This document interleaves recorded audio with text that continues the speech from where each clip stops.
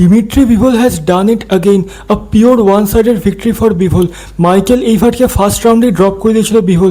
Still এই ফাট 12 round টানা ডিমিট্রি বিভলের মনস্টারের সাথে স্ট্যান্ড আপে ফাইট করেছে নকআউট না হয়ে, যেটা ইটসেলফ একটা হিউজ অ্যাচিভমেন্ট। বাট ফাইটের পর একটা বড় প্রশ্ন উঠে এসেছে যে who is next for Bivol. দুটো অপশান আছে মেনলি। ফার্স্ট আর্থার বিটারবিভের সাথে ট্রিলজি ফাইট, সেকেন্ড ডেভিড বেনাভিডেসের সাথে সুপার ফাইট। বিটারবিভকে অলরেডি একবার হারিয়ে দিয়েছে বিভোল, বাট বিটারবিভও ফার্স্ট বক্সার ছিল যে বিভোলকে হারিয়েছিল। সো ইটস অলরেডি আর লেজেন্ডারি রাইভালারি।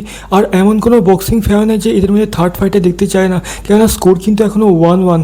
অন্যদিকে ডেভিড বেনাভিডেস কিন্তু খুবই ডেঞ্জারাস একজন opponent, young, hungry plus undefeated.